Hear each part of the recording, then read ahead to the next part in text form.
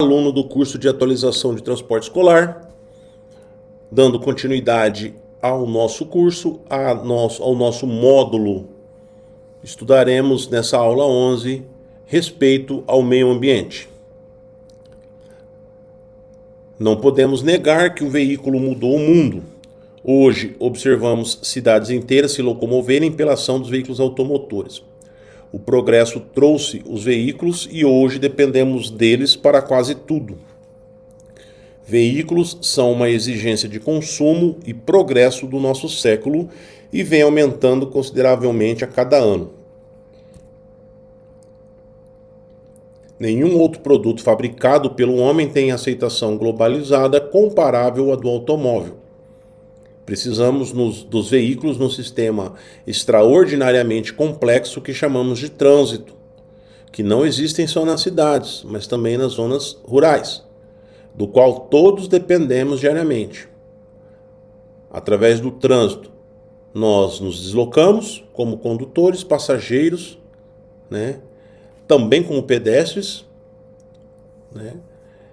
para despacharmos as mercadorias que produzimos e também para recebermos as mercadorias e produtos que consumimos.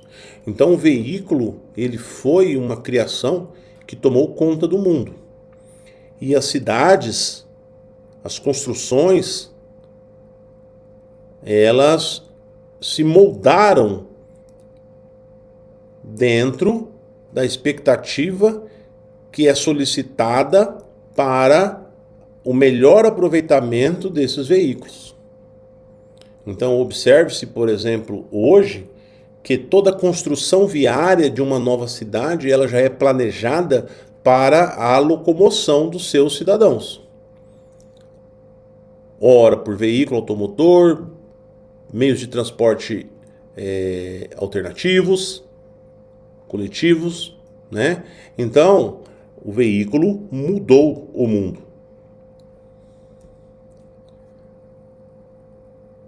Porém, nem tudo são flores neste mundo motorizado. A transformação do espaço terrestre pela circulação dos meios de transporte resulta em impactos ambientais que interferem na biodiversidade.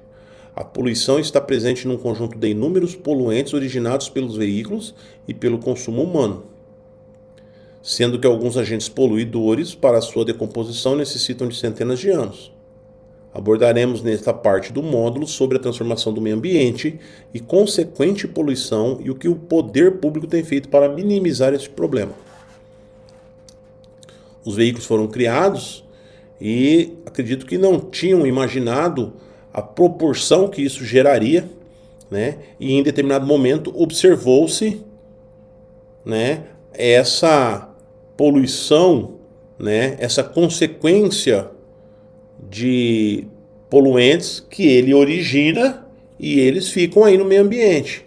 E aí começam-se então estudos para se perguntar o que faremos com esses poluentes, porque eles precisam resolver esse problema, uma vez que não tem também como pegar e falar, vamos cancelar todos os veículos, vamos voltar ao que éramos antes, porque é uma criação, como nós já dissemos, que faz parte do mundo. Nós necessitamos dessa criação. Então precisamos entender a complexidade e achar soluções para os problemas que essa criação gerou. Regulamentação do CONAMA sobre poluição ambiental causada por veículos. Uma das maneiras de minimizar o impacto ambiental produzido pelos veículos é por meio da efetivação de políticas públicas ambientais, que apresentem ações comportamentais permanentes. Então as políticas públicas, elas trazem ideias e ações que, a princípio, o cidadão tem que comprar, e quando eu falo comprar é acreditar, e ele faz parte dessas ações, desses comportamentos, porque se o cidadão não falar, não, eu acredito nisso, não, eu vou fazer isso, não vai dar em nada. E quais são, então, essas ações, essas políticas públicas? Uso e preservação do solo, manutenção de asfalto, guias, calçadas e lotes lindeiros. Controle da concentração da poluição atmosférica, fumaça, dejetos do funcionamento do ar-condicionado, fuligem e poeira. Esse controle é feito através de regulamentações, né, que regulam a emissão desses gases.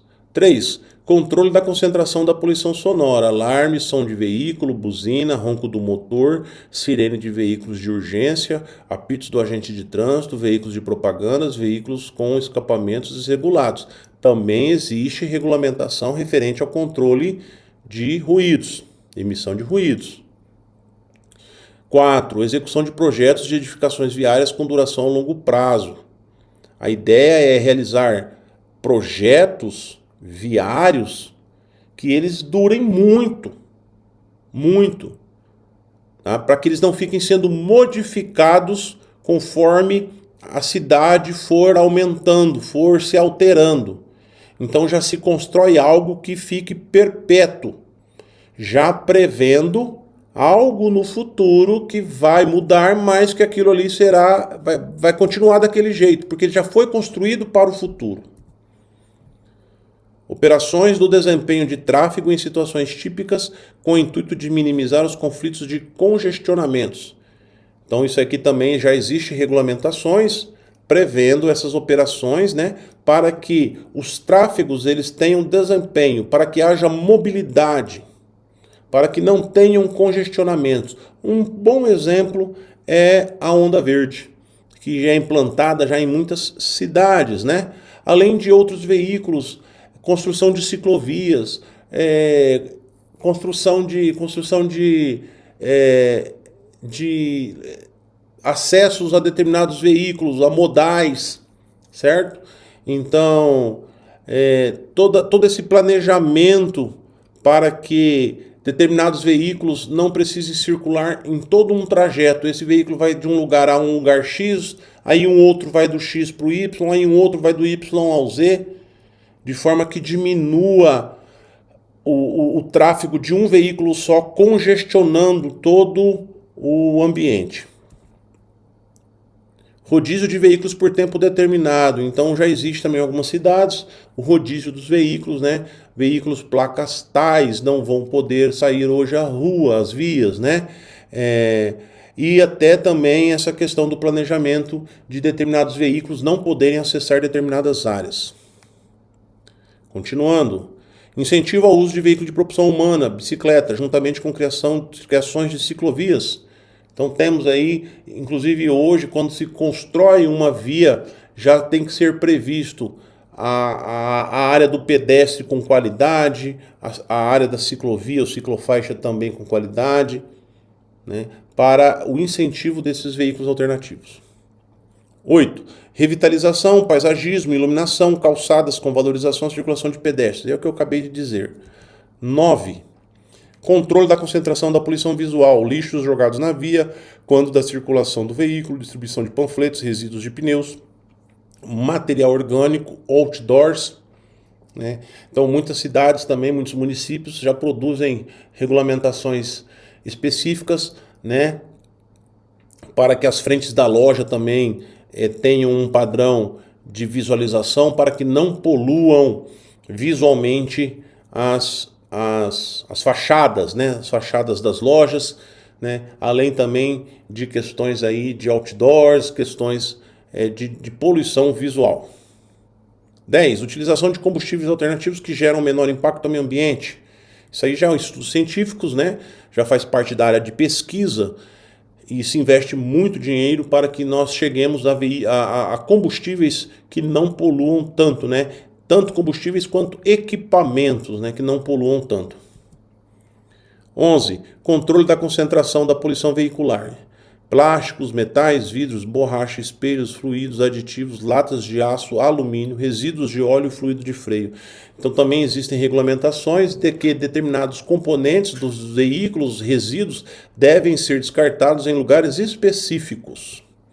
E por fim, 12, investimento e incentivo ao transporte coletivo de qualidade. Não adianta nós termos transporte coletivo, né, que seja ruim, que você atrase, que você ande no transporte e o transporte não chega no horário. e você vai apertado e você chega amassado e fedido no serviço. Não é verdade? Então, tem que ter qualidade esse transporte coletivo, certo? Porque para fazer com que eu deixe o meu veículo em casa e vá nele. Então esse transporte ele tem que ser convidativo. A ponto de eu pegar e falar, não, está compensando eu ir de transporte público, coletivo, e eu vou deixar meu veículo em casa. É essa a ideia. Enquanto não acontecer isso, não haverá essa alteração de tipo de veículo, certo? Haverá congestionamentos, haverá essas situações. Então temos que pensar nessa maneira e investir nesse tipo de transporte. Regulamentação do IBAMA e CONAMA. O Instituto Brasileiro do Meio Ambiente e dos Recursos Naturais Renováveis, o IBAMA, é responsável pelas normas e padrões relativos à preservação do meio ambiente. O Conselho Nacional do Meio Ambiente, CONAMA, é o órgão consultivo e deliberativo do Sistema Nacional do Meio Ambiente que determina, entre outros, os limites de emissão de gases, fumaças e ruídos de veículos automotores. É o que nós falamos nas questões de políticas públicas, então aqui nós já temos um exemplo. PROCONVE. Esses limites são publicados em resoluções e servem de parâmetros para os fabricantes, bem como para a fiscalização da frota já existente. Através da Resolução 18 de 1986, o CONAMA criou o PROCONVE, Programa de Controle de Poluição do Ar por Veículos Automotores, ratificada posteriormente pela Lei número 8.723 de 1993, que impôs limites máximos para a emissão de poluentes veiculares. Dessa forma, todos os novos modelos de veículos e motores nacionais e importados são submetidos obrigatoriamente à homologação quanto à emissão de poluentes. Então, antes dos veículos serem liberados, eles passam pela verificação, pela fiscalização para ver a questão da emissão de poluentes e de ruído. Emissão de gases. O excesso de gases poluentes provocado pela queima dos combustíveis de veículos desregulados, junto à infinidade de gases gerados pelas indústrias, deixa o ar irrespirável no perímetro urbano. Isso é muito fácil de identificar. É só sairmos de um perímetro urbano de uma cidade grande e irmos para a zona rural, afastado dos grandes centros, nós já sentimos uma diferença enorme em relação ao ar que respiramos. Essa emissão excessiva de gases que provoca o efeito estufa, inclusive, que é o aquecimento global, é a causa do aquecimento global. Isso também identificamos quando saímos de uma área de zona urbana e vamos para uma área de zona rural, onde estamos próximo a florestas, a matas ciliares, a gente vê aí uma diminuição na temperatura. Próximos a florestas e a matas, o ar é mais gelado, é mais gostoso, a umidade relativa do ar é maior. Abaixo a tabela com os principais poluentes, origens e consequências dos gases lançados pelos veículos. Poluentes: monóxido de carbono. Origens: combustão incompleta do carvão e do petróleo. Consequências: afeta a capacidade de oxigenação da hemoglobina, causa danos ao aparelho respiratório. E também ele corrói o aço, o ferro e a mármore. Quando se fala em combustão incompleta, significa que há combustão, mas não queima tudo que era para ser queimado. Então, quando existe essa combustão incompleta, significa que é uma reação química, que dessa reação química saiu produtos que são tóxicos. Um deles é o monóxido de carbono. Tudo bem? Por isso que se fala que a combustão é incompleta. Porque se ela fosse completa, não sobraria nenhum produto em consequência dessa combustão. Seguindo, dióxido de enxofre. O dióxido de enxofre, a origem dele é pela queima de combustíveis fósseis, Eles trazem danos às plantas, Essas plantas amarelam e morrem, E ocorrem chuvas ácidas, tudo bem? Óxido de nitrogênio, mesma coisa, a origem dele é através da queima de combustíveis fósseis. Consequências: irritação da mucosa, cancerígenos, danos às plantas e causam chuvas ácidas. Hidrocarbonetos também são originados pela queima de combustíveis fósseis. Consequência: irritação severa nos olhos e pulmões. Também são carcinogênicos e são nocivos às plantas, além da deteriorização da borracha e de produtos sintéticos. Poluentes: gás carbônico ou dióxido de carbono. queima do petróleo e do carvão, a origem. Consequências, não é tóxico. Então esse gás, ele não é tóxico. Porém, para essa queima do carvão, para a necessidade do carvão, há a necessidade da queima da biomassa, que é o desmatamento. Então acaba que a biomassa ela é utilizada, que são as árvores, a mata, né? São utilizadas para essa produção do carvão. E em consequência dessa queima, gera o gás carbônico que causa o efeito estufa. Né? E o que é o efeito estufa? Esse gás ele sobe, ele fica ali na atmosfera, né? E ele não deixa haver a troca do ar gelado que está acima pelo ar quente que está embaixo. A tendência do ar quente é subir, porque o ar quente, o ar gelado é mais pesado. Então a ideia é do ar gelado descer, né? E o ar quente subir. Porém, com essa camada de gás carbônico, ele não deixa haver essa troca.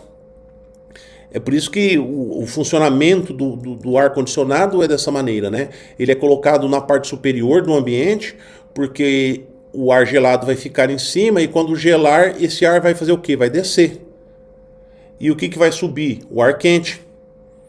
E quando esse ar quente subir, vai fazer o quê? Vai ser gelado pelo ar. Então há essa troca no ambiente, há esse ciclo. Ar quente sobe, ar gelado desce. Tudo bem? Tanto é que se você estiver num ambiente, recomenda-se o quê? Você, se está pegando fogo, a fumaça vai subir. Então você deitar no chão, porque é onde não vai haver fumaça. Porque a fumaça, não é? Ela sobe pela temperatura quente dela. As partículas estão mais espaçadas. Então a tendência é esse ambiente quente em que nós vivemos hoje, essa temperatura quente, esse ar quente subir. E o ar lá de cima gelado descer. E isso ocasionaria o quê? Um ambiente gostoso, um ar gostoso. Mas isso não acontece por causa dessa camada de gás carbônico que não deixa haver essa troca, certo? Aldeídos liberados por veículos movidos a álcool. Consequência: danos ao aparelho respiratório, irritação nas mucosas, nos olhos e nas vias respiratórias. Esses aldeídos também são carcinogênicos, né? causam câncer e também causam crises asmáticas. Hidrofluorcarbono são gases liberados por veículos com ar condicionado. Esses veículos eles destroem a camada de ozônio que filtra a radiação ultravioleta do tipo B, UVB, nociva aos seres humanos. Existe uma camada, né, chamada de camada de ozônio, que também ela está lá em cima na atmosfera e ela filtra esses raios do Sol. E eles não deixam passar esses raios com radiação, certo? Porém, quando esse hidrofluorcarbono sobe, ele destrói essa camada e aí esses buracos que ficam na camada, o sol que bate ali, esses raios entram, né, e causam câncer de pele nas pessoas que têm muito contato com os raios solares desse tipo aqui, que é a radiação ultravioleta. Emissão de partículas, fumaça. A emissão excessiva de fumaça preta, partículas de carbono elementar, oriundas dos veículos automotores a óleo diesel, é considerada poluição ambiental. Veículos mal regulados, principalmente os movidos a diesel, emitem muita fumaça, que é constituída por partículas sólidas em suspensão. Isso ocorre, entre outros motivos, quando a proporção de combustível e ar não está correta. As normas de proteção ambiental estão cada vez mais exigentes. Por isso, os fabricantes estão produzindo motores cada vez mais eficientes e menos poluentes, utilizando equipamentos especiais que antigamente não existiam, como injetores eletrônicos e catalisadores. Um produto que foi criado para os veículos a diesel não produzirem tanta poluição é o Arla 32, que é um produto que é misturado ao combustível, né? E ele auxilia na reação química, fazendo com que os produtos tóxicos liberados pela queima do diesel sejam consumidos. Emissão sonora. A poluição sonora se realiza pela exposição constante ao barulho do trânsito produzido por aparelhos de alarmes, sons de motores e escapamentos, equipamentos de som, entre outros ruídos. A exposição do homem diariamente a ambientes sonoros intermitentes causa danos à saúde, como perda gradativa da audição, irritação, insônia e estresse, dependendo do nível de ruído a que as pessoas são submetidas e por quanto tempo. A Resolução número 01 de 1990 estabeleceu critérios, padrões, diretrizes e normas regulamentadoras da poluição sonora. Manutenção preventiva do veículo para preservação do meio ambiente. Proprietários e condutores devem manter seus veículos em níveis mínimos de emissão de gases, fumaça e ruídos, e a manutenção veicular preventiva diária ou periódica pode reduzir os efeitos da poluição atmosférica. O bom funcionamento do veículo permite um deslocamento viário com segurança e qualidade ambiental. Portanto, é de extrema importância que alguns itens estejam funcionando adequadamente, como, vamos ver os itens, o catalisador automotivo, que é um equipamento instalado no tubo de escape com a finalidade de reduzir os gases tóxicos provenientes da queima do combustível pelo motor. Bobina, ignição elétrica, escapamento, purificador de ar e distribuidor de velas. Observe que todos os equipamentos aqui são equipamentos relacionados à questão do auxílio ao meio ambiente, certo? Por isso que nós devemos ter cuidado com esses equipamentos e sempre eles estarem operando de acordo. Silenciador, que serve para absorver o ruído emitido pelo funcionamento do motor, diminuindo a poluição sonora. E o sistema de injeção eletrônica, que permite ao veículo estar sempre regulado. Então, esses equipamentos, como eu disse, merecem uma atenção especial quando da manutenção, porque são equipamentos direcionados ao cuidado com o meio ambiente, tá? Ao controle da emissão de ruídos e ao controle da emissão de gases tóxicos. Além dos itens supracitados, o proprietário e o condutor, para diminuir o lançamento ao meio ambiente de produtos poluentes altamente tóxicos e agressivos, precisam constantemente evitar acelerar o veículo em ponto morto, não deixar o motor do veículo funcionando desnecessariamente, fazer um planejamento do trajeto visando economia, fazer a verificação de rotina de pneus e suspensão para diminuir o desgaste, fazer as trocas de óleo, lubrificante do motor, câmbio, diferencial, bem como fluido de freio e de direção hidráulica em postos especializados, e dar destino a locais especializados de pneus, óleos e baterias quando descartados. Tecnologias SCR, Sistema Redutor Catalítico. Vamos lá. O que é? O Arla 32. Vamos lá. Se estamos falando de meio ambiente, poluição veicular e procedimentos básicos para a preservação do meio ambiente, obrigatoriamente temos que falar sobre a tecnologia SCR, que é a abreviatura de Sistema Redutor Catalítico. O SCR se utiliza de um produto muito conhecido em veículos que possuem óleo diesel como combustível, o Arla 32.